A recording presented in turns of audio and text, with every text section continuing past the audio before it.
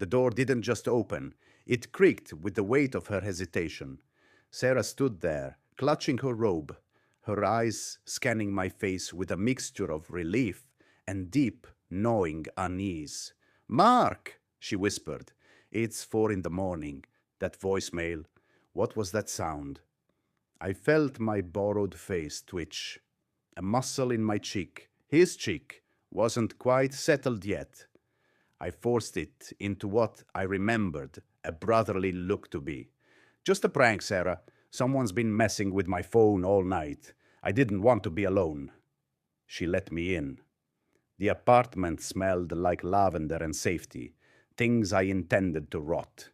As she turned to lock the deadbolt, I watched the back of her neck. My fingers, hidden in my pockets, lengthened and sharpened, the bones snapping into new, jagged configurations. You look different, she said, turning back. She was looking at my eyes. I forgot that the humans have pupils that react to light. Mine were just two holes of infinite, static-filled depth. It's the light in here, I said, my voice slipping back into that wet, wheezing rasp for just a second. I cleared my throat. I'm just tired. I'll make tea, she muttered, her steps quickening toward the kitchen. She knew. The lizard brain at the back of her skull was screaming that the thing in her living room wasn't her brother. I followed her. I didn't walk, I glided, my feet barely touching the linoleum. On the kitchen counter, her phone sat charging. 3:17 a.m. The time on her clock was wrong, but the frequency was right on schedule. The phone on the counter began to vibrate. Sarah froze, her hand hovering over the kettle. Mark, your phone is in your pocket. Why is mine vibrating like that? I leaned over her shoulder. The smell of damp earth and hospital hallways rolled off me in waves. Don't you want to see who it is? I whispered into her ear. She looked at the screen. New voicemail. Restricted number. Don't pick it up, Sarah, a voice said. She gasped, spinning around. But I hadn't spoken. The voice had come from the microwave, then from the fridge, then from the toaster. It was Mark, the real Mark, screaming from every reflective surface in the kitchen. His face appeared in the stainless steel of the toaster, distorted and tiny. Sarah, run! That's not me! Look at the mirror! Sarah's eyes darted to the decorative mirror in the hallway. In the reflection, I wasn't a man.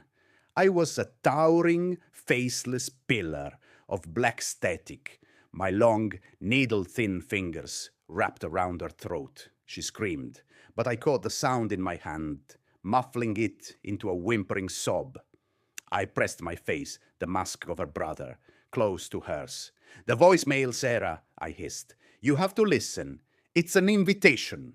I reached past her and pressed play on her phone. The kitchen lights didn't just flicker, they exploded. In the sudden, suffocating dark, the voicemail began to play. It wasn't my voice.